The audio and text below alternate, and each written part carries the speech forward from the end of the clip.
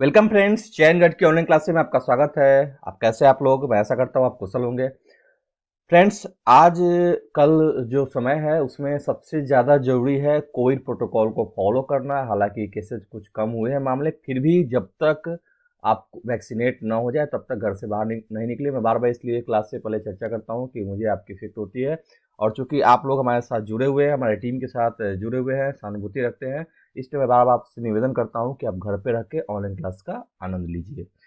आज बहुत सारे बच्चे नए जुड़े हुए हैं, तो उनको बता दूं कि ये चैनगढ़ की टीम है, और यहाँ पर चैनगढ़ आपको क्या करना क्या है, आप यूट्यूब पर जाइएगा। अभी अभी भी आपने अगर सब्सक्राइब नहीं किया हो तो यूट्यूब पर आपको जाना है, चैनगढ़ ये टाइप करना है। सबसे पहले आप सब्सक्राइब कीजिएगा, साथ ही साथ बेल आइकन जरूर दबाइएगा ताकि नोटिफिकेशन मिलते रहे। हाँ, एक बात और, पर्सनलाइज कर लीजिएगा ताकि कोई भी हम नोटिस भी अगर देंगे तो आप तक पहले पहुंचेगी। तो ये काम आप अभी तुरंत कर लीजिएगा। साथ ही साथ एक काम आपको और करनी है, वो क्या करनी है कि आप इसका लिंक विभिन्न जो आप सोशल साइट्स यूज करते हैं, जो भी सोशल ऑनलाइन प्लेटफॉर्म आप यूज करते हैं, चाहे इंस्टाग्राम हो, चाहे फेसबुक हो, चाहे व्हाट्सअप हो या टेलीग्राम हो, कुछ भी हो, आप उस पर इस चैन गढ़ाइएस का लिंक जो है डिस्क्रिप्शन में हमेशा दिया रहता है, आप लिंक जरूर शेयर कीजिएगा, उन लोगों तक पहुंचाइएगा जिन्होंने अभी तक ये क्लास नहीं देखी है और जो ऑनलाइन डिजिटल प्लेटफॉर्म में एनसीईआरटी स्टडी करना चाहते हैं। बहुत ऐसे बच्चे हैं जो एनसीईआरटी की खोज में इधर से उधर भटकते रहते हैं। चाहते हैं कि उनको कोई सरल भाषा में और बहुत ही समझा के एनसीईआरटी पढ़ाए। तो उसी का परिणाम है कि हम लोग चयन गढ़ाइस की टीम ने ये कार्यक्रम आपके लिए लॉन्च किया है, जिसमें बहुत ही सरल भाषा में आपको एनसीईआरटी समझाया जा रहा है। इतना ही नहीं, कॉन्सेप्चुअल क्लैरिटी के लिए हम भी कोशिश कर रहे हैं, और इतना फीडबैक भी बहुत अच्छा आ रहा है, पॉजिटिव आ रहा है। तो ये काम आप जरूर कर लीजिएगा। दोस्तों, अभी हम लोग एनसीईआरटी की कक्षा कर रहे हैं, और आपको बता दूं कि हमने क्लास जो है क्लास सिक्स्थ सेवेंथ हमने कवर कर लिया था। क्लास सिक्स के 11 जो चैप्टर्स है वो हमने कवर कर लिए हैं, प्लस एक जो है ओवरव्यू वीडियो बना हुआ है, तो 12 लेक्चर्स इसमें हैं। क्लास सेवेंथ का लगभग टेंथ जो चैप्टर्स वो हमने कवर कर लिया है। अभी हम लोग जो है फिलहाल क्लास एट पढ़ रहे हैं, क्लास एट एनसीईआरटी की। अभी हम लोग चैप्टर एट अभी हम पढ़ रहे हैं। तो आपका इससे चैप्टर एट का पार्ट वन मैंने बना दिया है, पार्ट वन वीडियो आपने अगर अभी तक नहीं देखा है तो आप चैनगढ़ के प्लेलिस्ट में जाइएगा, वहाँ पर एनसीईआरटी का सेक्शन होगा, उसमें जाके आप इसको देख सकते हैं। जो नए बच्चे उनको घबराने की जरूरत नहीं है, आप अभी से क्लास को क्या कीजिए, अभी से अटेंड कीजिए, और जब आपको आपके पास समय हो तो आप फिर इसको आप क्या कर सकते हैं कि ये क्लास आप फिर से दोबारा देख सकते हैं।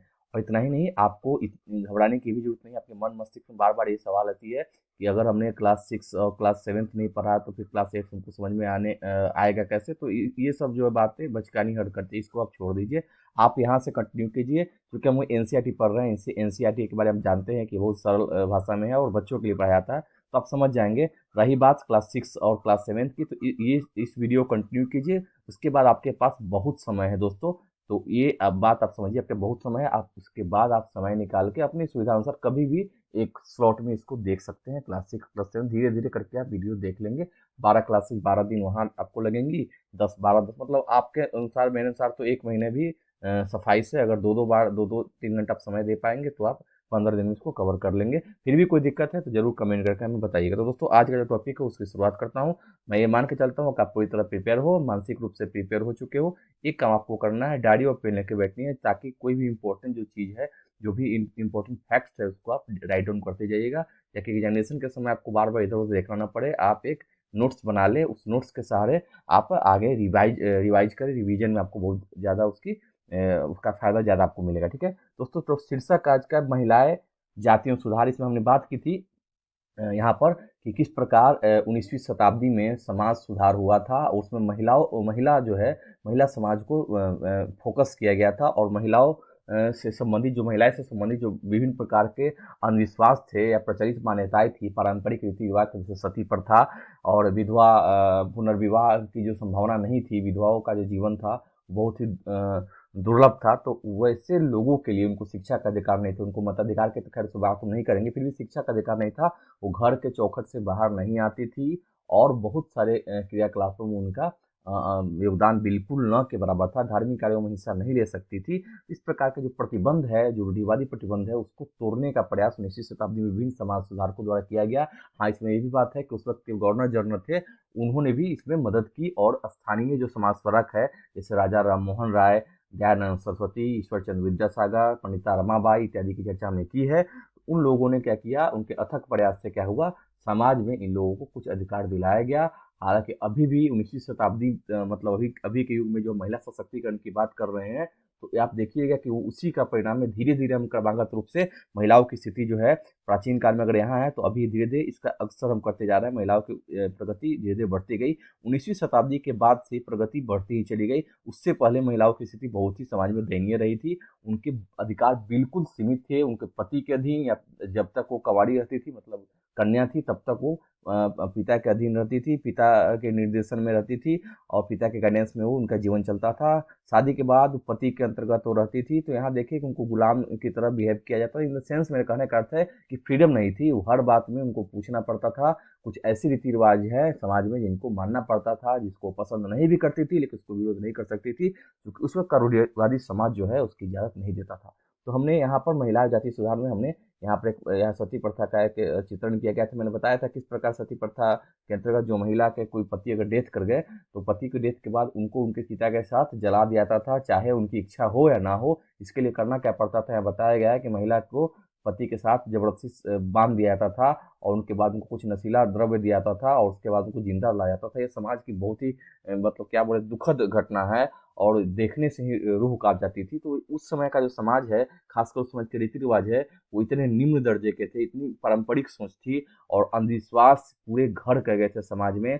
और इस प्रकार की विधि जो है, ये देखने से उस वक्त के समाज सुधार जी थे, जो उस वक्त के जो भी बुद्धिजीवी वर्ग हुआ, उनको ये बहुत ही खराब लगा। उन्होंने अकेले दम पर इस प्रथा को समाप्त करने का प्रयास किया। हालांकि उनका ये विरोध उस वक्त के रूढ़िवादी तत्वों द्वारा, जिन्होंने इसको बनाया था, जिनकी जीविका थी, उन उन्होंने ज़रूर समाज में उनका विरोध किया। उन्होंने समाज में इस समाज सुधार को नहीं लाने का भरपूर प्रयास किया। लेकिन अंग्रेज गवर्नर जनरल उनकी सहायता से कानून बनाया गया, और धीरे धीरे इस प्रथा को समाप्त किया गया। ये बहुत ही खुशी की बात थी, उस वक्त के लिए बहुत प्रोग्रेसिव ये कदम था। ठीक है। अब यहाँ देखिए, यहाँ राजा राममोहन राय के बारे में मैंने बात की थी कि राममोहन राय जो है पश्चिमी शिक्षा का प्रसार करने और महिलाओं के लिए ज़्यादा स्वतंत्रता व समानता के पक्षधर थे। उन्होंने लिखा है इस बारे में, किस तरह महिलाओं को जबरन घरेलू कामों में बांध कर रखा जाता था। घरेलू कामों से मतलब है, उनका काम है बच्चों का लालन पालन करना, और घर में जो घर गृहस्थी चलाना। उन घर के अंदर चौखट के अंदर वो जो भी कार्य कर सकती है वो कर सकती है। फ्रीडम उनको नहीं है, वो बाहर नहीं निकल सकती थी। उनकी दुनिया घर और रसोई तक सीमित कर दी जाती थी, और उन्हें बाहर जाकर पढ़ने लिखने की इजाज़त नहीं दी जाती थी। इन्हें राजा राममोहन ने ये ऑब्जर्व किया कि समाज में इस प्रकार की स्थिति है। ठीक है। अब फिर विधवाओं के बारे में, उनकी जिंदगी में बदलाव लाने के लिए क्या करते हैं, तो राजा राममोहन इस बात से काफी दुखी थे कि विधवा औरतों को अपनी जिंदगी में भारी कष्टों का सामना करना पड़ता है। इसको ध्यान में रखते हुए उन्होंने क्या किया, सती प्रथा के खिलाफ मुहिम छेड़ी थी। राजा राममोहन के बारे में थोड़ा जानिए। ये संस्कृत, फारसी और अन्य कई भारतीय एवं यूरोपीय भाषाओं के अच्छा ज्ञाते थे, लिंग्विस्टिक पर्सन थे। उन्होंने लेखन के जरिए सिद्ध करने का प्रयास किया कि प्राचीन ग्रंथों में विधवाओं को जलाने की अनुमति कहीं नहीं दी गई है। यही जानिए कि उस वक्त का समाज सुधार के लिए जो भी समाज सुधार थे, तो जब तक उस वक्त का समाज था धार्मिक, और धार्मिक रूप से इतना धर्म और समाज एक दूसरे से परस्पर इतना व्याप्त रहता था कि जब तक धार्मिक सुधार न किया जाए तब तक समाज सुधार की गुंजाइश नहीं थी। तो वहाँ धर्म को आधार बनाकर, और यहाँ पर धर्म को तर्क को शरीर पर कस के ये क्या करते हैं, समाज सुधार का काम करते हैं। चूंकि उस वक्त के जो लोग हैं धर्म को ज़्यादा प्रसिद्ध देते हैं, तो यहाँ भी क्या करें, जो विद्वान हैं तार्किकता के साथ अपने शब्द को रखेंगे। कहीं भी वेद पुराण ग्रंथ में आप कहीं भी दिखा दीजिए कि कहीं भी सती प्रथा का या विधवा को जलाने की अनुमति है। इस प्रकार की बात इन्होंने मीरातुल अखबार भी इनके द्वारा चलाया गया था। याद रखिएगा, अगर पूछा जाए कि मीरातुल अखबार किसने चलाया था, तो ये एक पॉइंट आप नोट कर लीजिएगा, ये मीरातुल अखबार ये इन्होंने चलाया था। और इनके बारे में ब्रह्मा सभा और बाद में ब्रह्म समाज की स्थापना इनके द्वारा की थी 1828 में। ये भी आपको पता होगा, मैंने बताया भी था, फिर भी नहीं जानते हैं तो आप जरूर जानिएगा। अब यहाँ पर क्या करेंगे, बहुत सारे अंग्रेज भी भारतीय परंपरा और रीति रिवाज की आलोचना करने लगे थे। धीरे धीरे जैसे ही पूंजीवादी चलन आएगा, अंग्रेज क्या करेंगे, समाज में कुछ न कुछ सुधार चाहेंगे, ताकि समाज सुधार के कारण उनका अपने साधना है उनको, तो वे भी अब उसके लिए थोड़ा सा अब क्या करेंगे, एक्टिव होंगे। तो राजा राममोहन के विचारों को सही मानते थे, क्योंकि उनकी एक विद्वान व्यक्ति के रूप में प्रतिष्ठा थी। फलस्वरूप 1829 में सती प्रथा पर पाबंदी लगा दी गई। ये भी पूछा जाता है कि 1829 में सती प्रथा के कब खत्म किया गया था, तो ये रेगुलेशन 17 द्वारा खत्म किया गया था। ये भी अब जान लीजिए कि लॉर्ड विलियम बेंटिंग की सहायता से इसको कानून बना के खत्म की गई थी। आपको ध्यान रखना है। फिर मैं यहाँ पर आपको मैंने ये भी पढ़ाया था कि जो भी चुनौती थी, अक्सर प्राचीन ग्रंथों में ऐसे श्लोक या वाक्य ढूंढने का प्रयास ये लोग करते थे जो उनकी सोच का समर्थन करते हो। क्यों? जब तक इन्होंने प्राचीन ग्रंथों का इन्होंने हवाला अगर नहीं दिया तो ये रूढ़िवादी तत्व है, जब तक वो मानेंगे नहीं, समाज को क्या करेंगे, वैमनस्य फैलाएंगे या समाज को ये क्या करेंगे, गलत टाइप से गाइड करेंगे। तो उनको सहस्त्र स्वीकार करने के लिए क्या करते थे, वो ये समर्थन वाले जो वाक्य हैं या समर्थन वाले जो भी श्लोक है उसको ढूंढते थे ये समाज सुधारक, और उनको समाज के सामने, समाज के पटल पर रखते थे। इसके बाद वे दलील देते थे कि संबंधित वर्तमान रीति रिवाज प्रारंभिक परंपरा के खिलाफ है। मतलब अपने तर्कों को पुष्ट करने के बाद भी समाज सुधार का काम ये करते थे ताकि बाद में कोई विरोध ना हो पाए, इसकी ये कोशिश करते थे। एक और भी देखिए, इस वक्त का अजीब और त्योहार, उस वक्त लोकप्रिय त्योहार, इसमें क्या करता है, कोई आदमी है ये हुक जो है अपने शरीर में फंसाकर यहाँ देखिए करतब दिखा रहा है। तो इस प्रकार के जो रीति रिवाज है, वहाँ पर जब भी कुंडा भेद के झूले पर लटक जाते थे तो इस प्रकार के रीति रिवाज देख के अंग्रेज बहुत ही दुखी होते थे, क्योंकि ये कहीं भी सभ्यता की कोई निशानी नहीं थी। अपने शरीर को कष्ट देख के मनोरंजन करना उनके लिए, तो उन्होंने ये भी ये सब उनके मन में आई कि क्यों नहीं इसको हम एक कानून बना के इस पर रोक लगा दे, ताकि इन इन जो कुरीतियों से उससे छुटकारा समाज, भारतीय समाज को मिल पाए और उसका लाभ उन्हें हो। ठीक है। अब यहाँ पर देखिए एक सती प्रथा का एक उल्लेख किया गया कि किस प्रकार पहले उनको लकड़ी से बांध दिया था, फिर उसके बाद उनकी मृत्यु के बाद साथ जाने की कामना करती थी। बहुत से जो औरतें हैं जो कहीं धरती आग से भाग निकले, इसलिए उसको चिता को लकड़ियों से बांध दिया था। कितनी प्रताड़ना वाली ये बात हो गई कि कोई महिला नहीं सती होना चाहती फिर भी उसको बांध रखा था ताकि वो चिता पर सुट के ना भाग जाए। फिर वहाँ पर सती विरोधी जो लोग थे वो भी कहते थे कि अगर ज्ञान और शिक्षा के बाद भी कोई व्यक्ति न समझ सकता हो कि पढ़ाई गई चीज़ों को ग्रहण करना कर पाए तो हम उसे अच्छा मान सकते हैं, परंतु अगर तुम औरतों को पढ़ने का मौका ही नहीं दोगे तो उन्हें कमतर कैसे कर सकते हो। यहाँ पर वही समाज सुधारक लोग हैं जो कहते हैं कि सती प्रथा का विरोध करते हुए कहते हैं, ये तर्क देते हैं कि आप बात करते हो। उन्होंने जो भी सती प्रथा के समर्थक है वो कहते थे कि महिलाओं में कम बुद्धि होती थी, कम बुद्धि होती है, वो पति के बिना नहीं रह सकती, बिना निर्देशन में रह सकती, तो पति की मृत्यु के बाद उनका जीवन बहुत ही दुर्लभ होने वाला है, तो साथ ही साथ उनको जला देना है, ठीक है, और बहुत ही कम शिक्षित है, ये है वो है, बहुत सारी जो है उल्लंघना लगाते थे, लांछन लगाते थे। तो उनको जवाब देने के लिए यहाँ पर जो भी समाज सुधारक कहते थे कि अगर आप उनको शिक्षा का मौका नहीं दीजिएगा, पढ़ाइएगा नहीं, उनको अक्षम मानिएगा, खुद मानसिक तौर पर उनको मान लीजिएगा कि अक्षम है, तो फिर उनको आप कैसे कह सकते हैं कि आपने अगर मौका दिया होता तब आप जज कर पाते, तो आपने मौका तो दिया नहीं, तो फिर आप कैसे कहेंगे कि अयोग्य है या उनको पुरुषों से कम तक क्यों आंकेंगे। तो यहाँ पर यही साइंटिफिक तर्क और यहाँ पर देखेंगे साइंटिफिक तर्क द्वारा भी यहाँ के समाज सुधारक जो है समाज में महिलाओं की स्थिति को ज़्यादा सुधारने का प्रयास कर रहे हैं। वो समाज में ऐसा वातावरण बनाते हैं, इसमें सामाजिक जो भी लोग हैं, समाज के लोग हैं, जो शिक्षित लोग हैं या जो भी समझदार लोग हैं, मैं इंट्यूटिव लर्निंग की बात कर रहा हूँ, जिनको समझ है उनको समझाएंगे और कहेंगे कि आप जो है एक बार प्रयास करके तो देखिए, जितना समझ आप में है उतनी समझ महिलाओं में भी है। बस जरूरी है उनका साथ देने की, उनको आगे पढ़ाने की, उनको शिक्षित करने की, उनको थोड़ी स्वतंत्रता देने की। तो यहाँ ये बात करेंगे, लेकिन जो भी वहाँ पर रूढ़िवादी तत्व है वो बोलेंगे कि अगर हम इनको स्वतंत्रता देंगे तो ये बिगड़ जाएंगी, पश्चिमी सभ्यता के प्रभाव में आ जाएंगी, ये बात नहीं मानेंगी, इस प्रकार की वगैरह वगैरह बहुत सारी बातें वो करते हैं। तो यहाँ दोनों तर्क है, दोनों तर्क वहाँ पर रूढ़िवादी तत्व जो है अपनी कन्वीनियंस के हिसाब से बात करते हैं, और यहाँ जो समाज सुधारक है वो समाज के विकास के लिए ऐसी सोच रखते हैं। स्वामी दयानंद सरस्वती की पिक्चर है, इसको मैंने आपको दिखाया था। यहाँ एक और बात कीजिए, यहाँ ईश्वर चंद्र विद्यासागर जो नीचे हम दिखाएंगे आपको फिगर, यहाँ ईश्वर चंद्र विद्यासागर ने विधवा विवाह के पक्ष में प्राचीन ग्रंथों का ही हवाला दिया था। कारण है, प्राचीन ग्रंथ का हवाला देने का कारण क्या है, उस वक्त का समाज जो है बिना धर्म में सुधार किए हुए या धार्मिक चीज़ों को ही ज़्यादा जल्दी ग्रहण करते थे। तो बिना धर्म का सहारा लिए आप समाज सुधार नहीं कर सकते थे। इसलिए अब आप देखिए जो भी समाज सुधारक आएंगे वो धार्मिक बुक को जरूर पकड़ेंगे और धर्म के सहारे, तर्क के सहारे समाज सुधार का कार्य करेंगे।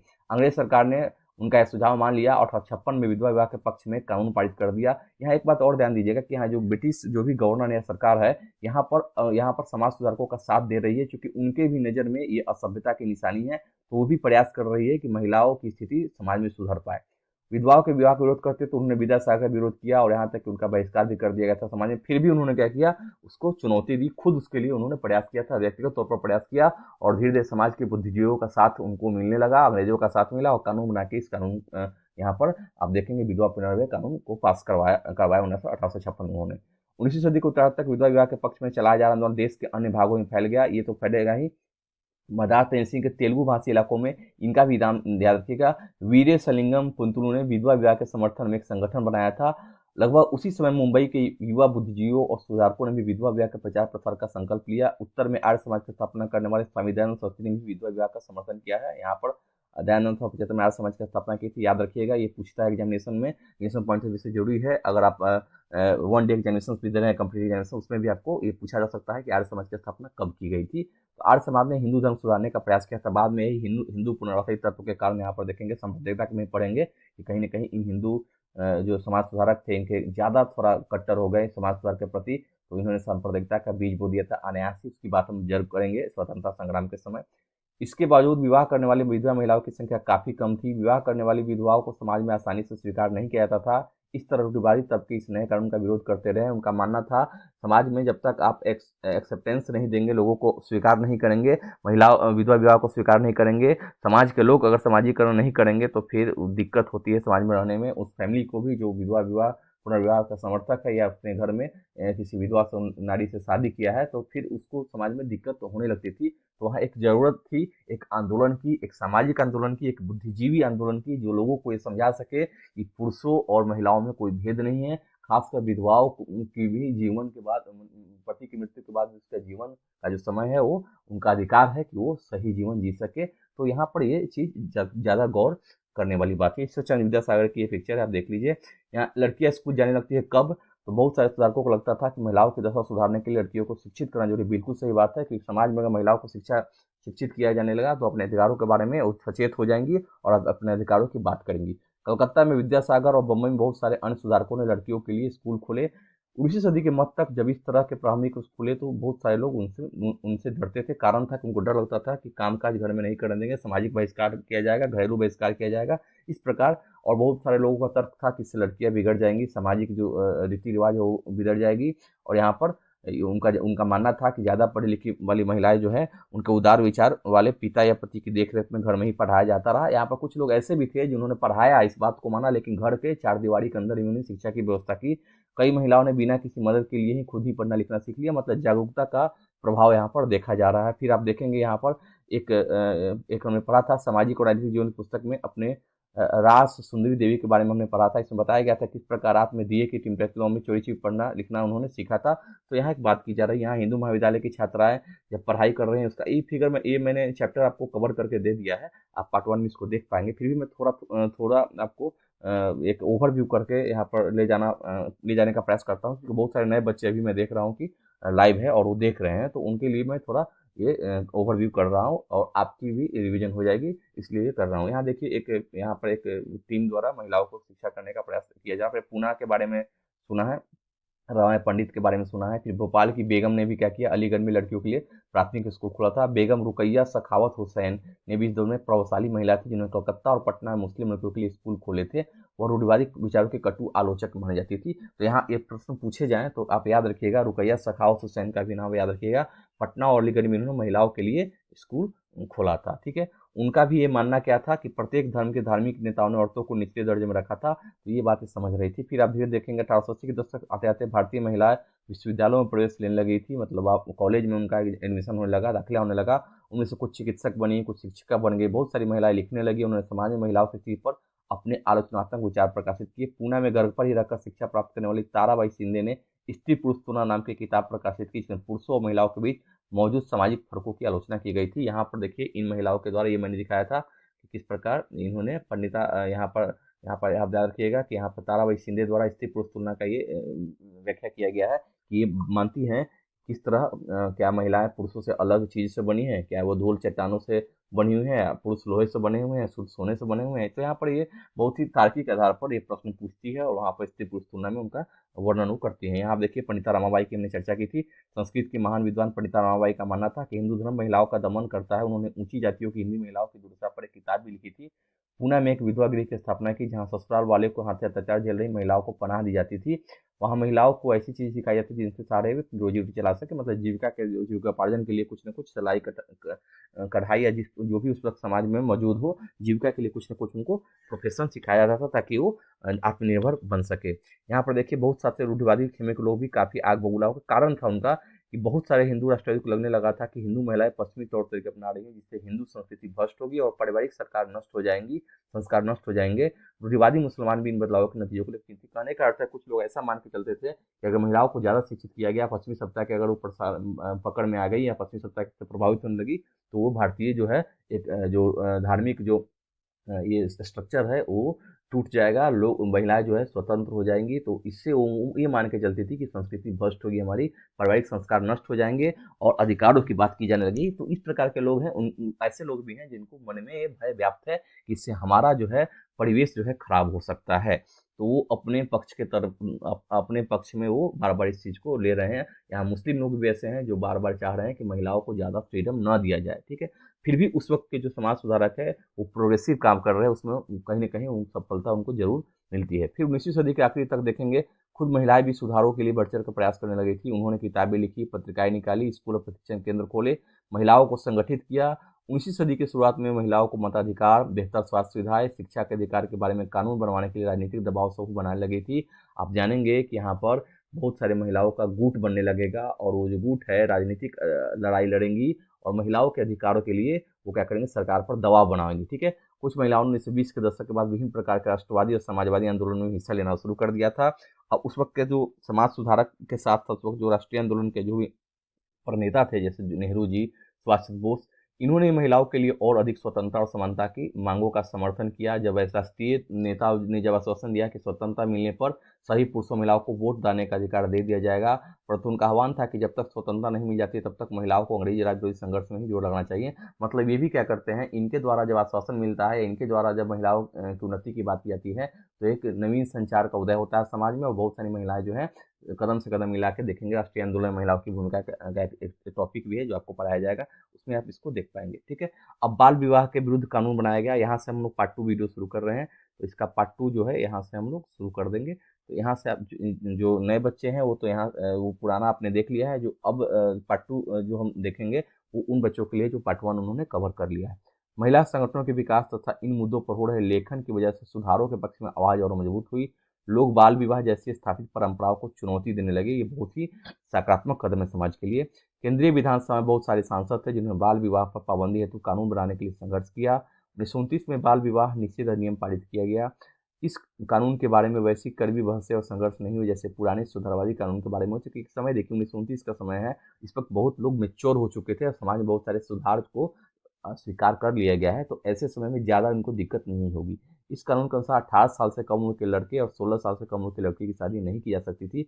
बाद में उम्र बढ़ाकर क्रमशः 21 साल और 18 साल कर दी गई। ये आप ध्यान देखिएगा कि या बाद में शुरुआत में तो ये चीज़ें होती है, लेकिन इनका भी विरोध होता है, तो कुछ जो पारंपरिक तत्व है वो तो विरोध करेंगे ही। फिगर देखिए, 8 साल की दुल्हन है। यह 20वीं शताब्दी की शुरुआत में एक बाल वधू के चित्र है कि आपको पता है कि आज भी हमारे देश में 20% से ज़्यादा लड़कियों की शादी 18 साल से पहले हो जाती है। ग्रामीण क्षेत्र में आप जाएंगे तो बाल विवाह का प्रचलन आज भी है, जबकि इसके लिए कानून बनाए जा चुके हैं, ठीक है।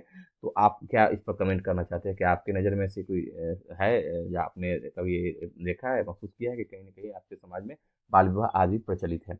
जातीय और समाज सुधार की हम बात करेंगे। हमने अभी जिन समाज सुधारकों का जिक्र किया उनमें से कई जातीय गैर बराबरी के विरोधी थे। राजा राममोहन राय ने जाति व्यवस्था की आलोचना करने वाले एक पुराने बौद्ध ग्रंथ का अनुवाद किया था और उन्होंने बताया था कि जाति व्यवस्था जो है कहीं समाज में मौजूद नहीं थी, ये बाद में अपने स्वार्थ के लिए बनाया गया था। प्रार्थना समाज भक्ति परंपरा का समर्थक था जिसने सभी जातियों की आध्यात्मिक समानता, यहाँ पर आध्यात्मिक समानता का मतलब है ईश्वर की नज़र में सब समान है, पर जोर दिया गया था। जाति उन्मूलन के लिए काम करने वाली बम्बई में 1840 में परमहंस मंडली जो है का गठन किया था। इन सुधारकों और सुधार संगठनों के सदस्यों में बहुत सारी ऊंची जाति के लोग भी थे। और यहाँ देखिए, ऊंची जाति के लोग भी जब इसमें शामिल होंगे तो कहीं ना कहीं सामाजिक लोगों को समाज में इनका प्रभाव पड़ेगा, क्योंकि वो खुद अपने समाज के लोगों को जो रुराई तत्व है उनको ये संदेश देना चाहेंगे कि जाति व्यवस्था जो है वो बहुत ही गलत चीज़ है और इससे समाज में जो है वैमनस्य फैलता है, तो इसके लिए ये कार्य करेंगे। गुप्त बैठकों में ये सुधारक भोजन और स्पर्श जैसे मामलों में जातीय कायदे कानूनों का उल्लंघन करते थे, जिससे अपने जीवन में भी जातीय पूर्वाग्रह और बंधन से निजात पा सके। कहने का अर्थ है कि पहले जो ऊंची जाति के लोग थे या सब उस वक्त समाज का जो स्ट्रक्चर था, तो ऊंची जाति के लोगों के साथ खान पान जो होता है, खान पान इनका नहीं होता था। नीची जाति के लोगों का ऐसा मान के चलते थे। इनके जो वस्तु हैं, जो कुएं हैं, तालाब हैं, इनका उपयोग ये नहीं कर सकते थे। और बहुत सारे ऐसी विधि है, शादी विवाह में हिस्सा नहीं ले सकते हैं, खान पान इनसे नहीं होता था। उनके सार्वजनिक जो चीज़ है जिन पर इनकी पकड़ वहाँ तक ही नहीं जा सकते थे। तो इस प्रकार के जो भी समाज में जो विभेदन था उनको दूर करने का प्रयास किया गया था। कई लोग ऐसे थे जो जाति आधारित समाज व्यवस्था में होने वाले अन्याय के विरुद्ध थे। 19वीं सदी में ईसाई प्रचारक आदिवासी समुदायों और निचली जातियों के बच्चों के लिए स्कूल खुलने लगे थे।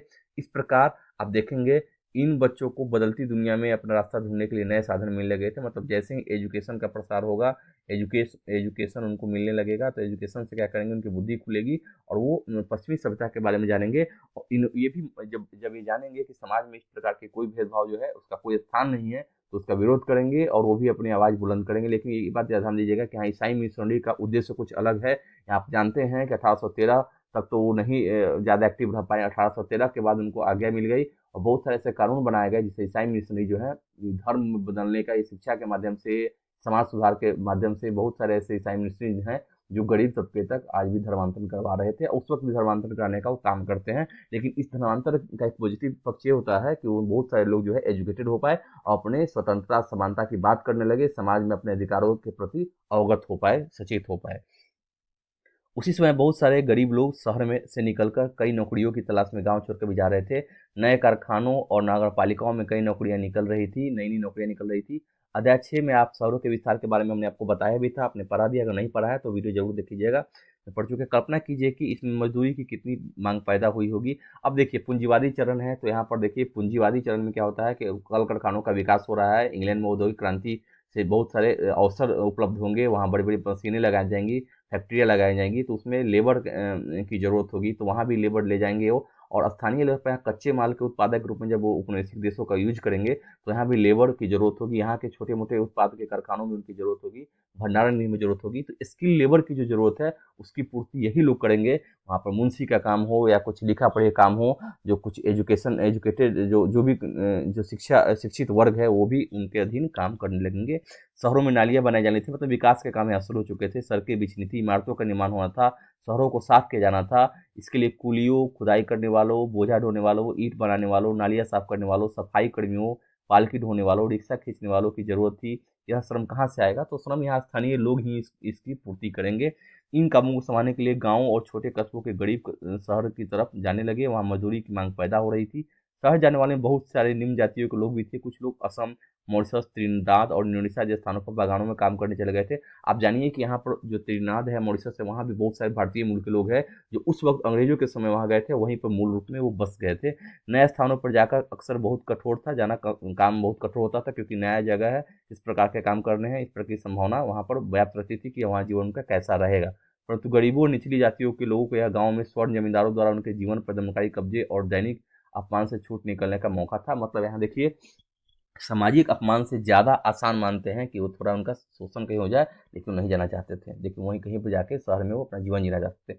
एक कुली जहाज 19वीं शताब्दी में कुली जहाज है। कुली जहाज का मतलब कि यहाँ पर कुलियों को भर के ले जाया जा रहा है। जॉन ए नामक इस कुली जहाज के द्वारा भारतीय मजदूरों को मॉरिशस ले जाया जाता था, जहाँ उन्हें तरह तरह के कठोर काम करने पड़ते थे। इनमें से ज़्यादातर मजदूरी निचली जातियों को होते थे, जिनके पास संसाधन नहीं है, आखिर वही तो जाएंगे वहाँ पर। अब जूते कौन बना सकता है? यहाँ पर देखिए, यहाँ पर एक पेशगी की हमने बात की थी कि वहाँ किस प्रकार आप देखेंगे कि पहले गुमास्तों के जरिए अंग्रेज पेशगी देते थे। पेशगी रकम में क्या होता था कि पहले ही आपको पूंजी दे दिया जाएगा और एक ऑर्डर ले लिया जाएगा कि इतना समय तक आप मुझे इतना ऑर्डर बना के दें, और कुछ रकम पकड़ाया जाएगा पेशगी के तौर पर। बाद में तैयार होने के बाद आपको रकम पकड़ाया जाएगा। इसमें क्या होता था कि आपको गुलाम बनाने का एक नया तरीका था। इसमें ज़्यादा रकम दे के वो आपको अपने अधीन कर लेते थे, ताकि अपना स्वतंत्र रूप से आप पेशा नहीं कर पाएंगे। अब जूते कौन बना सकते हैं? मतलब कौन बनाएगा? मोची बनाएंगे, यहाँ इसकी बात की जा रही है। चमड़े का काम करने वालों को परंपरा सॉरी चमड़े का काम कर एक मिनट हाँ, चमड़े का काम करने वालों को परंपरागत रूप से नीची नज़र से देखा जाता था, क्योंकि मृत पशुओं का चमड़ा निकालते थे, जिनका गंदा व अशुद्ध माना जाता था। पहले विश्व युद्ध के दौरान सेना के लिए जूतों की जबरदस्त मांग पैदा हो गई, परंतु चमड़े के कामों के प्रति जातीय पूर्वाग्रह की वजह से केवल परंपरागत चमड़ा कामगार और मोची ही जूते तैयार कर सकते थे। लिहाजा वे ज़्यादा कीमत की मांग करने लगे और उन्हें काफ़ी लाभ हुआ। कहने का अर्थ है कि जिनका जो पेशा है वही उसको अपनाएंगे, सभी लोग तो इसको अपनाएंगे नहीं। जब वहाँ पर देखेंगे, जब जब सेना की ज़रूरत होगी, जूतों की ज़रूरत होगी, कपड़ों की ज़रूरत होगी, खासकर 1914 के दौरान, तो उस वक्त क्या होगा, इनका पेशा जो है बढ़ेगा। आज भी मोची समाज जो है इन कामों में लगे हुए हैं। फिर यहाँ देखिए, जूते बनाते मदिगा समुदाय के लोग, या मदिगा समुदाय के बारे में पूछा जाए तो जरूर बताइए। जूते बनाने का काम करते थे, मतलब चमड़े से जुड़े क्रियाकलाप इनकी थी। 19वीं शताब्दी आंध्र प्रदेश का ये फिगर है। मौजूदा आंध्र प्रदेश में मदिगा एक महत्वपूर्ण अछूत जाति रही है। वे पशुओं के शवों को साफ करने, चमड़ा तैयार करने और चप्पल जूतियाँ सीने में माहिर थे। मतलब ये चमड़े का काम करने में बहुत ही ज़्यादा दक्ष थे। तो इनकी जीविका थी इसी से चलती थी। इसके अलावा दूसरी तरह की नौकरियाँ भी सामने आ रही थी। उदाहरण के लिए सेना में भी लोगों की जरूरत बढ़ गई थी। अछूत माने जाने वाले महार समुदाय के बहुत सारे लोगों को महार रेजिमेंट में नौकरी मिल गई। दलित आंदोलन के नेता बी आर अम्बेडकर के पिता एक सैनिक स्कूल में ही पढ़ाते थे। यहाँ महान वतन की बात आपको जब हम पढ़ाएंगे अम्बेडकर जी के बारे में तब आपको बताएंगे। अब यहाँ पर देखिए एक फिगर है जो कक्षा में जगह नहीं, एक समय है कि आखिर जब क्लास में जब जगह नहीं मिल पाता था या दो ही कारण हो तो उसमें कुछ बच्चे जो है वो देखिए कुछ ना कुछ कार्य करने लगेंगे और माता पिता का हाथ बटाएंगे। बम्बई प्रेसिडेंसी में 1829 में भी अछूतों को सरकारी स्कूल में घुसने नहीं दिया जाता था। यहाँ पर बात की जा रही है जाति प्रथा की, कि जाति के कारण, निचली जाति होने के कारण उनको कक्षा में प्रवेश नहीं रहता था। जब उन्होंने इस अधिकार के लिए सख्ती से आवाज उठाई तो उन्हें कक्षा के बाहर बरामदे में बैठकर सबक सुनाने की या दे दी गई, ताकि वे कमरों को दूषित न कर सके जहां ऊंची जाति के लड़कों को पढ़ाया जाता। सोचिए कितना ज्यादा जाति प्रथा जो है कितना भयावह रूप में उस वक्त मौजूद था समाज में, और इनका दायरा कितना बड़ा था कि वहाँ एजुकेशन के लिए जो बच्चे जाते थे जिनको छूट में आता था उनको क्लास में नहीं घुसने आता था कि क्लास अपवित्र हो जाएगा या दूषित हो जाएगा। उनको बाहर से बाद में बहुत हंगामा हुआ तो बाहर से उनको सबक सिखाने की इजाज़त दे दी गई। तो जाति प्रथा की बात हम कर रहे हैं, आज भी देखें कि जाति प्रथा हमारे समाज में कहीं न कहीं मौजूद है। गुजरात के दुबला समुदाय के लोग बाजार के लिए आम ढोकर ले जा रहे हैं, मतलब ये भी देखिए स्थानीय वनों से आम को इकट्ठा करके, और ये उनका जीविका इसी प्रकार चल रहा है।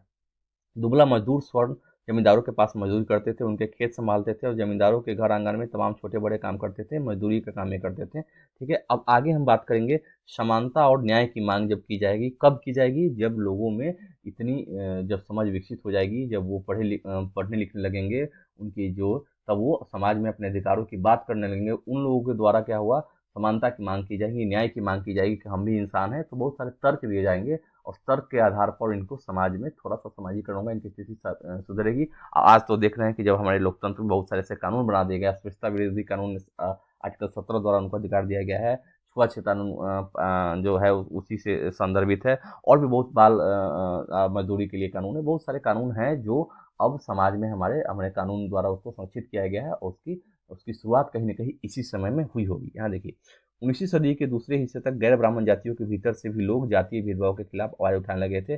उन्हें सामाजिक समानता और न्याय की मांग करते हुए आंदोलन शुरू कर दिए थे। मतलब कहने का अर्थ है गैर ब्राह्मण जाति जो है, जो ब्राह्मण नहीं, तो उन्होंने भी समानता की बात शुरू कर दी थी। उन्होंने प्रारंभिक रूप से ही सही, लेकिन आवाज उठाना शुरू कर दिया था। मध्य भारत में सतनामी आंदोलन की शुरुआत घासीदास ने की थी। अब ये प्रश्न याद रखिए, सतनामी आंदोलन के प्रणेता कौन है, तो घासीदास थे। एक प्रश्न आपसे पूछा जा सकता है, इसको आप ध्यान रखिएगा।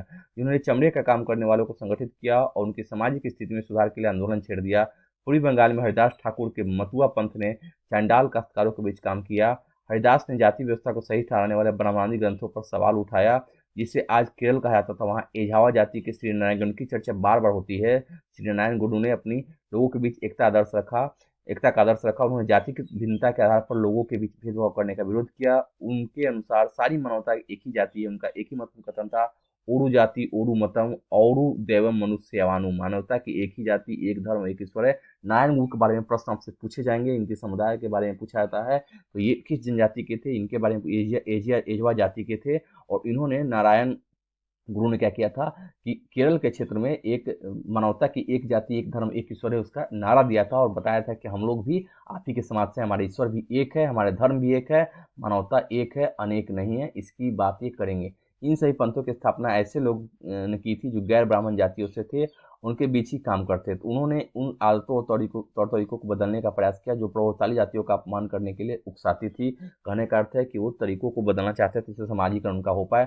उन्होंने अधीनस्थ जातियों से स्वाभिमान का भाव पैदा करने का प्रयास किया। कहने का अर्थ है कि वो माने कि अगर आप आत्मस्वाभिमान की बात करेंगे, आत्मस्वाभिमान की स्थिति जब आपका बोध आपको हो जाएगा, तब आप समाज में अपने आप अपने को उछले जो है आगे पैदान पर कर पाएंगे। एक उन्होंने यहाँ पर देखिए कि अब गुलामगिरी जो तरफ हो की एक रचना है, उसके बारे में एग्जामिनेशन में पूछे जा सकते हैं, तो ध्यान रखिएगा। निम्न जाति, यहाँ गुलामगिरी की पुस्तक की बात करेंगे। नेताओं में ज्योतिराव फुले सबसे मुखर नेताओं में से थे। 1827 में जन्मे ज्योतिराव फुले ने ईसाई प्रचारकों द्वारा खोले गए स्कूल में शिक्षा पाई थी। एक बात आप गौर कीजिए कि उस वक्त जो भी लोग थे जिन्होंने अंग्रेजी शिक्षा पाई, अंग्रेजी द्वारा खोले गए स्कूल में शिक्षा पाई, इनके मन मस्तिष्क में समाज के बारे में जो भी समाज का ढांचा था उसके बारे में वो ज़्यादा विस्तृत तरीके से सोच पाए। उनका जो बुद्धि है, वो बुद्धि जो है वो ज़्यादा ही उग्र हो पाई। मतलब कहने का अर्थ है कि सचेत हो पाए और अपने अधिकारों की मांग करने लगे। शिक्षित होने के बाद उनको ये बोध हुआ कि सामाजिक बुराई जो है बहुत ज़्यादा घर कर गई है, उसको दूर करने का प्रयास इन्हीं द्वारा किया जाएगा। तो यहाँ पर आप जानेंगे शिक्षा का महत्व यहाँ पर दिखाई देने लग रहा है। बड़े होने पर उन्होंने जाति आधारित समाज में फैले अन्याय के बारे में अपने विचार व्यक्त किए। उन्होंने ब्राह्मणों के इस दावे पर खुलकर हमला किया, बोला कि आर्य होने के कारण वे औरों से श्रेष्ठ है। फुले का तर्क था कि आर्य विदेशी थे जो उपमहाद्वीप के बाहर से आए थे। उन्होंने इस मिट्टी के असली वासियों आर्यों के आने से पहले यहाँ पर रहे मूल निवासियों को असली वासी कहेंगे, अनार्यों के बारे में कह रहे हैं, को हराकर उन्हें गुलाम बना लिया था। जब आर्यों ने अपना प्रभुत्व स्थापित कर लिया तो वे पराजित जनता के बीच निम्न जाति वाला मानने लगे। फूले के अनुसार ऊंची जातियों का उनकी जमीन और सत्ता पर कोई अधिकार नहीं है। यह धरती यहाँ के देसी लोगों की, कथित निम्न जातियों के लोगों की है। ये एक अलग तर्क देंगे, कहेंगे कि हम ही लोग यहाँ के देसी मूल के लोग हैं, आप लोग बाहर से आए हैं। फुले ने दावा किया कि आर्यों के शासन से पहले यहाँ स्वर्णयुग था। तब योद्धा किसान जमीन जोतते थे और मराठा देहात पर न्याय संगत और निष्पक्ष तरीके से शासन चलाते थे। ये वहाँ मुंबई क्षेत्र के हैं, तो वहाँ की चर्चा कर रहे हैं, महाराष्ट्र क्षेत्र की चर्चा कर रहे हैं, मराठों की बात कर रहे हैं। उन्होंने सुझाव दिया कि शूद्रों, खासकर श्रमिक जातियों और अति शूद्रों, अछूतों को जातीय भेदभाव खत्म करने के लिए संगठित होना चाहिए। फुले द्वारा स्थापित किए गए सत्यशोधक समाज नामक संगठन ने जातीय समानता के समर्थन में मुहिम चलाई। यहाँ पर सत्यशोधक समाज की स्थापना किसने की थी? जो पितामह फुले ने किया था। इसको आपको ध्यान रखना है। अब यहाँ पर देखिए, मैं यहाँ और तुम वहाँ, एक यहाँ पर देखिए कि एनसीईआरटी में कुछ न कुछ इनके द्वारा लिखी गई जो रचनाएं हैं उनका हवाला देकर आपको समझाने का प्रयास किया था। ये बहुत ही अच्छी पहल है। यहाँ देखिए, फुले उच्च जातीय नेताओं के उपनिवेशवादी विरोधी राष्ट्रवाद के भी आलोचक थे। उन्होंने लिखा था, ब्राह्मणों ने अपने धर्म की वह तलवार छिपा ली जिससे लोगों की संपन्नता का गला काट दिया है और वो देश के महान देशभक्त बने घूम रहे हैं। वे हमारे शूद्र, मुस्लिम और पारसी नौजवानों को सलाह देते हैं कि अगर हम ऊंच नीच के बारे में अपना सारा लड़ाई झगड़ा बंद करके एकजुट नहीं होंगे तो हमारा देश कभी उन्नति नहीं कर पाएगा। यह एकता उन्हीं के फायदे में है, क्योंकि इसके बाद दोबारा ये स्थिति पैदा हो जाएगी और मैं यहाँ और तुम वहाँ। यहाँ देखिए, ये जो है कुछ एक चित्रपुर काश्तकार की चाबुक से इन्होंने लिखा है। ये कह रहे हैं कि अगर हम आज़ाद भी हो जाए, एक तो आप लोग ब्राह्मणों को बोल रहे हैं कि आप उकसा रहे हैं हम लोगों की, आप लोग लड़ाई कीजिए, स्वतंत्रता दिलाइए, लेकिन बाद में जैसे ही स्वतंत्रता मिलेगी हमारी स्थिति फिर से वही हो जाएगी। इसकी ये बात कर रहे हैं। 1873 में फुले ने गुलामगिरी नाम की एक किताब लिखी। 1873 में गुलामगिरी की रचना हुई। आप कहीं भी लिख लीजिए, आप अपने नोट्स में जरूर इसको लिखिए कि गुलामगिरी जो पुस्तक है इनके जो रचनाकार है किन्होंने किया, तो ज्योतिबा फुले ने किया। कब किया? तो 1873 में किया। इससे लगभग 10 साल पहले अमेरिकी युद्ध हो चुका था, जिसके फलस्वरूप अमेरिका में दास प्रथा खत्म कर दी गई थी। फुले ने अपनी पुस्तक उन सभी अमेरिकियों को समर्पित की जिन्होंने गुलामों को मुक्ति दिलाने के लिए संघर्ष किया। मतलब अगर पूछा जाए कि गुलामगिरी का विषय वस्तु क्या है, पृष्ठभूमि क्या है, तो अमेरिका में दास प्रथा की जो संघर्ष हुए थे उसको समाप्त किया गया था, उनको आधार पर बनाकर उन्होंने लिखा है एक पुस्तक। इस तरह उन्होंने भारत की निम्न जातियों और अमेरिका के काले गुलामों की दुर्दशा को एक दूसरे से जोड़ दिया। जैसा कि उदाहरण से पता चलता है कि फुले ने जाति व्यवस्था की अपनी आलोचना को सभी प्रकार की गैर बराबरी से जोड़ दिया था। वह उच्च जाति महिलाओं की दुर्दशा, मजदूरों, मुसीबतों और निम्न जातियों के अपमानपूर्ण हालात के बारे में गहरे तौर पर चिंतित थे। जाति सुधार का यह आंदोलन 20वीं सदी में पश्चिम भारत में डॉक्टर भीम अम्बेडकर और दक्षिण में ईवी रामास्वामी नायकर जैसे महान दलित नेताओं के नेतृत्व में चलता रहा। आप देखेंगे स्वतंत्रता बाद भी बहुत सारे ऐसे आंदोलन चलाए जाते रहे हैं, जिसका क्या है कि उद्देश्य क्या था कि जाति प्रथा को पूरी तरह से समाप्त करना था। मंदिरों में कौन जा सकता है? मंदिर में प्रवेश के लिए बहुत सारे आंदोलन चलाए गए थे। अम्बेडकर एक महान परिवार में पैदा हुए थे। बचपन में उन्होंने इस बात को बहुत नज़दीक से देखा था कि रोजाना की जिंदगी में जातीय भेदभाव और पूर्वाग्रह क्या होता है। स्कूल में उन्हें कक्षा के बाहर जमीन पर बैठना पड़ता था। उन्हें स्वर्ण बच्चों द्वारा इस्तेमाल किए जाने वाले नलकों से पानी पीने की इजाजत नहीं थी। स्कूल की पढ़ाई पूरी करने के बाद उन्हें उच्च अध्ययन के लिए अमेरिका जाने हेतु फेलोशिप मिल गई थी। 1919 में भारत लौटे पर उन्होंने समकालीन समाज में उच्च जाति सत्ता संरचना पर काफी लिखा। कहने का अर्थ है कि बचपन में जो इनके साथ डिस्क्रिमिनेशन हुआ था उनका प्रभाव इनके मस्तिष्क पर पड़ा था। जब भी अमेरिका से पढ़ के आए, अध्ययन करके आए, तो उन्होंने इसके लिए अपने समाज के लोगों के लिए अपने अधिकारों की बात उन्होंने की और एक आंदोलन चलाया। सन 1927 में अम्बेडकर ने मंदिर प्रवेश आंदोलन शुरू किया, जिसमें महार जाति के लोगों ने बड़ी संख्या में हिस्सा लिया। ब्राह्मण पुजारी इस बात पर बहुत आग बबूला हुए कि दलित भी मंदिर के जलाशय का पानी इस्तेमाल कर रहे हैं। 1927 से 1935 के बीच अम्बेडकर ने मंदिरों में प्रवेश के लिए ऐसे 3 आंदोलन चलाए। वह पूरे देश को दिखाना चाहते थे कि समाज में जातीय पूर्वाग्रह की चक्र कितनी मजबूत है। मंदिर में प्रवेश नहीं करने देना उस वक्त की जो है एक समस्या का निदान करने के लिए उन्होंने क्या किया, एक आंदोलन चलाया था। तो ये पूछा जाए कि मंदिर प्रवेश आंदोलन से जुड़े हुए व्यक्तित्व कौन है, तो डॉक्टर भीम अम्बेडकर, उसको ध्यान रखिएगा। बाकी तो ये भी लोग भी हैं। गैर ब्राह्मण आंदोलन, आंदोलन के ब्राह्मणों के अलावा जो आंदोलन है उसके बारे में बात करेंगे। 20वीं सदी के आरंभ में गैर ब्राह्मण आंदोलन शुरू हुआ। यह प्रयास उन गैर ब्राह्मण जातियों का था जिन्होंने शिक्षा, धन और प्रभाव हासिल हो चुका था। उनका तर्क था कि ब्राह्मण तो उत्तर से आए हैं, उन आर्य आक्रमणकारियों के वंशज जिन्होंने आके मूल निवासियों देसी द्रविड़ नस्लों को हराकर दक्षिणी भूभाग पर विजय हासिल की थी। उन्हें सत्ता पर ब्राह्मणवादी दावों को भी चुनौती दी। कुछ ऐसे लोग थे जो यहाँ आर्यों का हवाला देकर कि वो बाहरी हैं, इसको लेकर अपने तथ्य प्रकट कर रहे थे और उसके सारे ये यहाँ पर समाज सुधार करने का प्रयास कर रहे थे। ईबी रामास्वामी नायकर पेरियार नाम से फेमस है, इनकी बात हम कर रहे हैं। पेरियार के नाम से प्रसिद्ध ईबी रामास्वामी नायकर एक मध्यवर्गीय परिवार में पले बढ़े थे। अपने प्रारंभिक जीवन में सन्यासी थे और उन्होंने संस्कृत शास्त्रों का गंभीरता से अध्ययन किया था। बाद में वे कांग्रेस के सदस्य बने, परंतु जब उन्होंने राष्ट्रवादियों द्वारा आयोजित की गई एक दावत में देखा कि वहां बैठने के लिए जातियों के हिसाब से अलग अलग इंतजाम किया हुआ है, तो उन्हें हताश होकर पार्टी छोड़ दी। मतलब यहाँ उनको महसूस हुआ कि कांग्रेस ऐसे एक संगठन में, राष्ट्रवादी संगठन में, जो राष्ट्र देश के स्वतंत्रता के संघर्ष के लिए जो काम कर रहे, उस संस्था में भी जाति के आधार पर वहां पर कुर्सी रखा गया था, तो इनसे बहुत ही दुखी हुए, उन्होंने कांग्रेस छोड़ दी।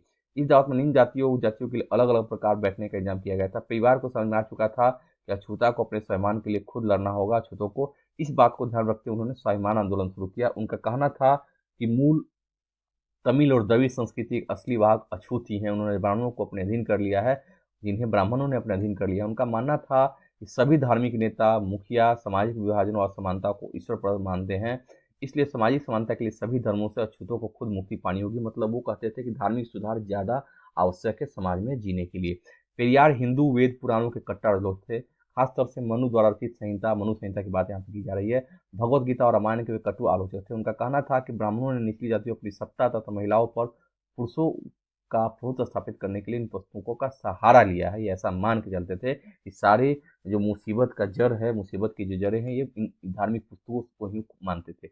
ये दलील लोगों की सहज रास नहीं है। उन्होंने निम्न जातियों के नेताओं द्वारा भाषणों, विचारपूर्ण लेखों, आंदोलन से उच्च जातीय राष्ट्रवादी नेताओं के बीच कुछ आत्ममंथन और रचनात्मक की प्रक्रिया शुरू हुई, परंतु रूढ़िवादी हिंदू समाज ने भी उत्तर में सनातन धर्म सभाओं तथा भारत धर्म महामंडल और बंगाल में ब्राह्मण ब्राह्मण सभा जैसे संगठन के जरिए इन रुझानों को सख्ती से विरोध किया। क्योंकि क्रिया के प्रति प्रतिक्रिया तो होना है। यहाँ पर इन्होंने वेदों को ही गलत ठहरा दिया, यहाँ पर गीता को गलत ठहरा रहे हैं, तो ब्राह्मणवादी जो तत्व है, जो धार्मिक रूढ़िवादी तत्व है, वो इनका विरोध करेंगे। इन संगठनों का मकसद यही था कि हिंदू धर्म में जातीय ऊंच नीच का जो मत जाता है, उस पर कोई आंच ना आए। मतलब ये बदलाव के, परिवर्तन के को रोकना चाहते थे, जबकि पेरियार साहब परिवर्तन चाहते थे। वे साबित करना चाहते थे कि इस बात को धार्मिक ग्रंथों में मान्यता मिली हुई है। ये पुरुष सूक्त की बात करेंगे।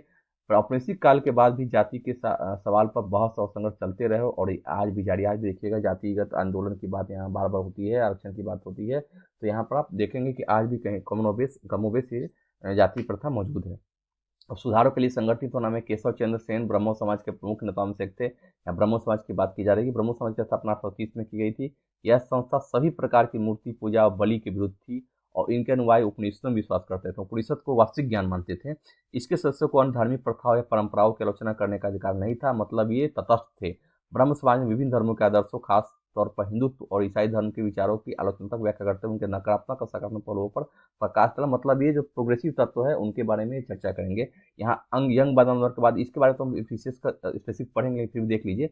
डेरिजियो बंगाल 1820 के दशक में Henry Louis Vivian Derozio Hindu college Calcutta के अध्यापक थे। उन्होंने अपने विद्यार्थियों को आमूल परिवर्तनकारी विचारों से अवगत कराया और तमाम तरह की सत्ता पर सवाल करने के लिए प्रोत्साहित किया। उनके द्वारा शुरू की गई यंग बंगाल मूवमेंट में विद्यार्थियों ने परंपरा और रीति रिवाज पर उंगली उठाई, महिलाओं के लिए शिक्षा की मांग की और सोच और व्यक्तिगत स्वतंत्रता के लिए अभियान चलाया। ये वही महोदय है जब काली को मैडम काली कहने लगेंगे, माता काली को, ये भी एक समाज में जो है ज़्यादा दिन नहीं चल पाएंगे, क्योंकि ये जो है मांस भक्षण करते हैं, मदिरा पीते हैं फौरी तौर पर, तो इनका भी समाज जो है अप्रूवल नहीं दे पाएगा। ठीक है। रामकृष्ण मिशन और विवेकानंद, इनके बारे में तो स्पेसिफिक हमको पढ़ना ही है। रामकृष्ण मिशन का नाम स्वामी विवेकानंद के गुरु रामकृष्ण परमहंस के नाम पर रखा गया। यह मिशन समाज सेवा और निस्वार्थ श्रम के जरिए मुक्ति के लक्ष्य पर जोर देता था। स्वामी विवेकानंद 1863 से 1902 में इनका निधन हुआ है। इनका मूल नाम नरेंद्र दत्त था। उन्होंने श्री रामकृष्ण की सरल शिक्षाओं को अपनी प्रतिभाशाली संतुलित आधुनिक विचारधारा से जोड़कर संपूर्ण विश्व में प्रसारित किया। कहने का अर्थ है कि रामकृष्ण परमहंस जी जो है एजुकेटेड नहीं थे, उनकी जो सोच है, उनको ये इन्होंने एक आधुनिक विचारधारा से जोड़कर विश्व को एक शिक्षित करने का काम इन्होंने किया था, विश्व गुरु के तौर पर। 1893 में शिकागो में विश्व धर्म संसद में उन्हें सुनने के बाद न्यूयॉर्क हेराल्ड ने निवेदन दिया था कि ऐसे विद्वान राष्ट्र में धर्म प्रचारों को भेजना कितना मुक्तापूर्ण है। वास्तव में स्वामी विवेकानंद आधुनिक समय के पहले भारतीय थे जिन्होंने विश्वव्यापी स्तर पर वेदांत दर्शन के आध्यात्मिक गौरव को पुनर्स्थापित किया था। कहने का अर्थ है कि विवेकानंद के द्वारा जो भी भाषण दिया गया, वहां पर धर्म से शिकागो विश्व धर्म संसद की बात बार बार हम लोग करते थे कि इनका 2 मिनट का जो भाषण था वो कितना प्रभावशाली था। आप उसको जरूर सुनिएगा, रेडियो पर कभी भी सुनिएगा। आप जितना बार सुनिएगा उतना आपको पॉजिटिव एनर्जी मिलेगी। लेकिन उनका उद्देश्य केवल धर्म की व्याख्या करना नहीं था। अपने देशवासियों की निर्धनता और दुर्दशा पर उन्हें अतिशय दुख हुआ। उनका यह दृढ़ विश्वास था कि कोई विश्वास तभी सफल हो सकता था जब जन समूह की दशा उन्नत हो। मतलब ये सभी लोगों की सुख की बात कर रहे हैं, जन समूहों की बात कर रहे हैं। अतः भारत के लोगों को उन्होंने रसोई घर के धर्म की संकीर्ण चार दीवारी से बाहर निकलने और राष्ट्र की सेवा में एकजुट होने का आह्वान किया। यहाँ दसवीं के धर्म का बात है कि जो हम घर में जो देवता का एक रूम हम लोग बना के रखते थे, भोग लगाते थे, बहुत ज़्यादा सात्विक रहने का प्रयास करते, तो उन्होंने कहा कि ये जो है इसको छोड़िए और राष्ट्र की सेवा में एकजुट होइए, राष्ट्र के कल्याण की बात कीजिए। मानव सेवा को ये परम सेवा मानते थे, भगवान की सेवा मानते थे। इस आह्वान द्वारा भारतीय राष्ट्रवाद की प्रारंभिक अवस्था में उन्होंने असाधारण योगदान दिया, किंतु राष्ट्रवाद के बारे में उनका भाव संकीर्ण नहीं था। उनका यह विश्वास था कि मानव जाति को जिन समस्याओं का सामना करना पड़ रहा है उन पर तभी काबू पाया जा सकता था जब विश्व के सभी राष्ट्र एक समान धरातल पर एक साथ आए, मतलब वैश्विक भाईचारा, भाई बंधु की बात करेंगे, भ्रातृत्व की बात करेंगे। अतः एक समान आध्यात्मिक विरासत के आधार पर उन्होंने युवाओं को एक होने का उपदेश दिया। इस उद्बोधन में वास्तव में नई विचारधारा के प्रतीक और भविष्य के लिए एक महान शक्ति का स्रोत बन गए। आज भी इनको हम बोलते हैं आधुनिक राष्ट्र के पिता, आधुनिक राष्ट्र के अग्रदूत की संज्ञा इनको दी जाती थी। प्रार्थना समाज की बात करेंगे। 1867 में बंबई में स्थापित प्रार्थना समाज ने जातीय बंधनों को खत्म करने और बाल विवाह के उन्मूलन के लिए प्रयास किया। प्रार्थना समाज ने महिलाओं को शिक्षा को प्रोत्साहित किया, विधवा विवाह पर लगी पाबंदी के खिलाफ आवाज उठाई। अब यहाँ देखिए एक चीज देखिएगा, विधवा विवाह पर जो पाबंदी लगी थी उस जो ठीक है रोक लगी थी उसको मतलब महिलाओं के लिए काम करेंगे, उसकी धार्मिक बैठकों में हिंदू, बौद्ध, ईसाई ग्रंथों पर विचार विमर्श किया जाता था। मतलब ये धर्म के आधार पर समाज धर्म को के विश्लेषण करके वहाँ पे जो प्रोग्रेसिव तत्व है उसके अनुसार ही समाज सुधार करना चाहते थे। वेद समाज की हम बात करेंगे। इन सबों का याद रखिएगा। 1867 में प्रार्थना समाज की स्थापना कब हुई थी पूछा जाता है। वेद समाज मद्रास चेन्नई में 1864 में वेद समाज की स्थापना हुई थी। वेद समाज ब्रह्मो समाज से प्रेरित था। वेद समाज ने जातीय भेदभाव को समाप्त करने, विधवा विवाह तथा महिला शिक्षा को प्रोत्साहित करने के लिए काम किया। इनके सदस्य एक ईश्वर के स्थिति में विश्वास रखते थे। उन्होंने रूढ़िवादी हिंदुत्व का विश्वासों और अनुष्ठानों की सख्त निंदा की। मतलब ये भी देखें कि यहाँ पर एक ईश्वर, एक समाज, एक लोक की बात यहाँ की जा रही है। ये बार बार यहाँ पर देखेंगे कि जो भी समाज सुधार हो रहा है वो धर्म में एकता की भावना रखता है कि सभी धर्म एक है, सभी धर्म का सार एक है, सभी मानव धर्म के नजर में समान है, ईश्वर के लिए सभी एक है। और यहाँ जो कर्म कांडों का ये क्या करेंगे, विरोध करेंगे। उस समय के समाज जो भी समाज सुधारक है वो कहीं ना कहीं धर्म को आधार बना के समाज सुधार करने का प्रयास करेंगे। कारण है कि धर्म और समाज एक दूसरे से परस्पर व्याप्त है। ठीक है। मुस्लिम समाज सुधार की बात करें, अलीगढ़ आंदोलन। सैयद अहमद खां द्वारा 1977 में अलीगढ़ में खोले गए मोहम्मद एंग्लो ओरिएंटल कॉलेज को बाद में अलीगढ़ मुस्लिम विश्वविद्यालय के नाम से जाना गया, आज भी मौजूद है। यहाँ मुसलमानों को पश्चिमी विज्ञान के साथ साथ विभिन्न विषयों को आधुनिक शिक्षा दी जाती थी। अलीगढ़ आंदोलन का शैक्षणिक सुधारों के क्षेत्र में गहरा प्रभाव रहा, क्योंकि मुस्लिम जातियाँ जो है इनको सुधार इनको शिक्षा इनके लिए शिक्षा का काम करना, वैज्ञानिक शिक्षा देना इनका उद्देश्य था। और इन्हें सैयद अहमद खान ने इसके लिए बहुत ही ज़्यादा प्रयास किया था। अब यहाँ सिंह सभा आंदोलन की बात करेंगे। यहाँ सिख धर्म, यहाँ देखिए मैंने हिंदू धर्म, मुस्लिम धर्म और सिख धर्म के सुधार की बात यहाँ की जा रही है। सिखों के सुधार संगठन के रूप में सिख सभाओं की स्थापना 1873 में अमृतसर में शुरू हुई थी। बाद में 1879 में लाहौर में भी सिख सभा का गठन किया गया। इन सभाओं में सिख धर्म को अंधविश्वासों, जातीय भेदभाव और ऐसे आचरण जिसे गैर सिख समझती थी वे मुक्त कराने का प्रयास किया। अब यहाँ देखिए इनमें भी सिख धर्म में जो भी अवरोध आ गए थे, सिख धर्म में जो भी बुराई घर कर गई थी, उनको दूर करने के लिए सिख सभा आंदोलन चलाया गया। तो उन्होंने सिखों को शिक्षा के लिए प्रोत्साहित किया। उसमें अक्सर आधुनिक ज्ञान के साथ साथ सिख धर्म के सिद्धांतों को पढ़ाया जाता था। यहाँ खालसा कॉलेज अमृतसर में 1892 सिख आंदोलन के नेताओं द्वारा स्थापित किया गया था। खालसा कॉलेज में आज भी देखेंगे सिख धर्म में सुधार के लिए, खासकर वैज्ञानिक शिक्षा को आधार बनाकर सिखिज्म के सुधार के लिए प्रयास कर रहे हैं। अब हम अन्यत्र की बात करेंगे। हमेशा याद रखिएगा एनसीईआरटी में अन्यत्र में हम वैश्विक संदर्भ में बात करेंगे कि भारत में अगर ये चल रहा है तो वैश्विक संदर्भ में क्या हो रहा है उसके बारे में यहाँ पर बात करते हैं। काले गुलाम और गोरे मकान मालिक, यहाँ बात बागान मालिक की बात की जा रही है, मैं मकान मालिक बोल रहा हूँ, सॉरी। तो यहाँ पर देखिए गुलामों और बागान मालिकों के बीच यहाँ चर्चा की जा रही है। आप यह जान चुके हैं कि ज्योतिराव फुले अपनी पुस्तक गुलामगिरी में जातीय उत्पीड़न और अमेरिका में प्रचलित दास प्रथा के बीच किस तरह संबंध स्थापित किया था। क्या आप जानते हैं कि दासता की प्रथा क्या थी? हम अब जानेंगे। गुलामगिरी का टॉपिक आपको बताएगा किस प्रकार जो है अमेरिका में जो दास प्रथा था वहाँ दासों ने अपने अधिकारों की मांग की और अंततः विजय प्राप्त की थी। उसको आधार बना के वहाँ आप देखेंगे ज्योतिराव फुले ने भारतीय दासों का वर्णन किया और भारत में भी प्रयास किया कि उसको यहाँ के लोगों के बीच असमानता को उन्होंने एक साथ लिखा और समाज सुधार का प्रयास किया था। अब देखिए वहाँ पर होता क्या था उसकी बात यहाँ पर की जाएगी, चर्चा होगी। यहाँ पर 17वीं शताब्दी में जो यूरोपीय खोजी यात्री और व्यापारी पहली बार अफ्रीका पहुंचे तो उन्होंने गुलामों का व्यापार शुरू कर दिया। जानते हैं पुर्तगाल का जो लिस्बन है गुलाम विक्रय का सबसे बड़ा केंद्र था, अंतर्राष्ट्रीय केंद्र था। अफ्रीका के काले लोगों को पकड़कर अमेरिका ले जाते थे, वहाँ के गोरे बागान मालिकों को बेच देते थे। उन्हें कपास और अन्य बागानों में काम करना पड़ता था। ज़्यादातर दक्षिण संयुक्त राज्य अमेरिका में स्थित थे। बागानों में गुलाम पौ फटने से लेकर देपौ में, तो सुबह की बात की जा रही है, देर रात तक काम करते थे। सही ढंग से काम न करने के नाम पर मालिक उन्हें सजा देते थे। कोड़ों से पीटते थे और तरह तरह की यातनाएं देते थे। मतलब एक तो काम करवाते थे, उसके बाद उनका शोषण भी होता था। श्वेत और श्वेत सभी तरह के बहुत सारे लोगों ने संगठित रूप से इस दास प्रथा का विरोध किया। इसी क्रम में उन्होंने 1776 में अमेरिकी क्रांति की भावनाओं का हवाला देते हुए आह्वान किया, अमेरिका वासियों अपने घोषणा पत्र को देखो, क्या तुमने अपनी भाषा की समझ में नहीं आती है। वोटिस वर्ग में दिए गए अपने अत्यंत भावप्रवण भाषण में अब्राहम लिंकन ने कहा था कि जिन्होंने दास प्रथा के खिलाफ संघर्ष किया था वे लोकतंत्र के पथ प्रदर्शक है। उन्होंने लोगों से आह्वान किया कि वे असली समानता के लिए कदम उठाएं ताकि धरती से जनता को, जनता के द्वारा जनता के लिए सरकार का नाश न हो। मतलब लोकतंत्र की जो आरंभिक परिभाषा इन्होंने दी थी, हम बार बार पढ़ते थे कि इन्होंने अब्राहम लिंकन ने कहा था। और दास प्रथा को खत्म करने के लिए उनके द्वारा प्रयास किया गया था।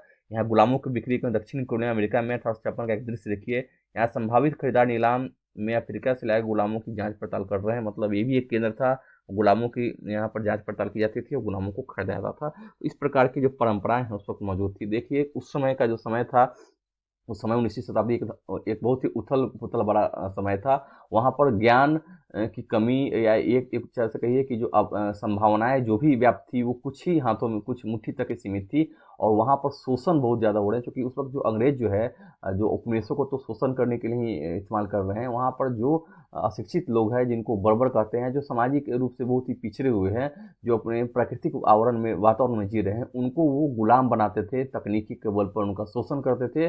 और इस प्रकार ये जो भयावह कांड जो है आप देखेंगे 18वीं से 19वीं शताब्दी के बीच में, कहीं न कहीं इनमें धीरे धीरे जैसे ही इनमें बुद्धि का विकास होता है, ये एक दूसरे के संपर्क में आते हैं, उनमें से कुछ तत्व ऐसे हैं जो इसका विरोध करते हैं और अंततः समाज सुधार की दिशा में ये कार्यरत होते हैं और बहुत सारे आंदोलन चलाते हैं। अमेरिकी क्रांति की हम बात करेंगे, वहाँ भी दास प्रथा के मुद्दे पर ही क्रांति की शुरुआत हुई थी, दक्षिणी राज्य और उत्तरी राज्य के बीच में। तो आप यही जानेंगे जब मैं अमेरिकी क्रांति की बात करूंगा, अमेरिका में गृह युद्ध की बात की जाएगी, अमेरिकी क्रांति के बारे में जब हम पढ़ेंगे तब हम वहाँ उसकी चर्चा जरूर करेंगे। तो दोस्तों आज का जो कार्यक्रम है, यहाँ पर पार्ट 2 जो सेशन था, क्लास चैप्टर 8 हमने आज यहाँ कंप्लीट कर लिया है। फिर भी अगर मैं ये आशा करता हूँ कि आप समझ गए होंगे, फिर भी कोई दिक्कत है तो कमेंट करके पूछिएगा। इसमें मेरी पूरी कोशिश रहती है कि आपको कहीं अन्यत्र नहीं जाना पड़े। चयनगढ़ के इस प्लेटफॉर्म पर ही आपको पूरी सूचना मैं दे देता हूँ और समझा देता हूँ, ताकि आप अन्यत्र ना भागे। और जो भी ज़रूरत है एग्जामिनेशन पॉइंट ऑफ व्यू से, उसकी चर्चा मैं ज़रूर कर देता हूँ। इस टॉपिक के साथ ही मैं कुछ बता के कर देता हूँ, डायग्राम के द्वारा कर देता हूँ। मैं ऐसा करता हूँ कि आप इसका लाभ ले पा रहे होंगे। एक काम आपको फिर करना है, अभी भी जिन लोगों ने चैनल आइस को सब्सक्राइब नहीं किया है, यूट्यूब पर जाके चैनल आइस को सब्सक्राइब कर दीजिए, बेल आइकन दबा के उसको पर्सनलाइज मोड में कर दीजिए, ताकि नोटिफिकेशन आप तक मिलते रहे। अगर कोई सूचना भी अगर देनी होती है क्लास से के रिगार्डिंग तो आपको दे पाएंगे और आप उसका लाभ ले पाएंगे, पंक्चुअल होकर देख पाएंगे। और विभिन्न माध्यमों से इसको सब्सक्राइब, इसका लिंक जो है शेयर कीजिए, इसको सब्सक्राइब कीजिए, अधिकाधिक शेयर कीजिए, इसके बारे में बताइए। बहुत सारे ऐसे बच्चे हैं जो एनसीईआरटी पढ़ना चाहते हैं, खासकर डिजिटल फॉर्म में, तो उनको जरूर बताइए कि यहाँ चैन गेट के आईएएस पर उनके द्वारा उनके लाभ के लिए कार्यक्रम चलाया जा रहा है, उससे वो लाभ ले पाएंगे। तो दोस्तों ये काम तो आप कर ही सकते हैं, तो ये काम जरूर कीजिए और घर पर रह के सुरक्षित पढ़ाई कीजिए। और मैं बार बार इसलिए बोलता हूँ कि स्वास्थ्य ही जीवन है, आप जानते हैं, हेल्थ इज वेल्थ। उसको ध्यान में रख के घर पे रखिए, ऑनलाइन क्लास का आनंद लीजिए और चैन गेट की टीम के साथ हमेशा जुड़े रहिए। और जरूर लाइक कमेंट शेयर करना आपका काम है, आप जरूर कीजिए। हम अपने वाक्य पर, जो हमारा ध्येय वाक्य है, चयन तक चयन नहीं, उस पर हम पूरी तरह से काबिज है। आप भी जरूर अपने दायित्व का निर्वहन कीजिए, अपने कर्तव्य का पालन कर रहे हैं। इसी के साथ इस वीडियो को मैं यहाँ पर समाप्त कर रहा हूँ। बहुत बहुत धन्यवाद दोस्तों, जय हिंद।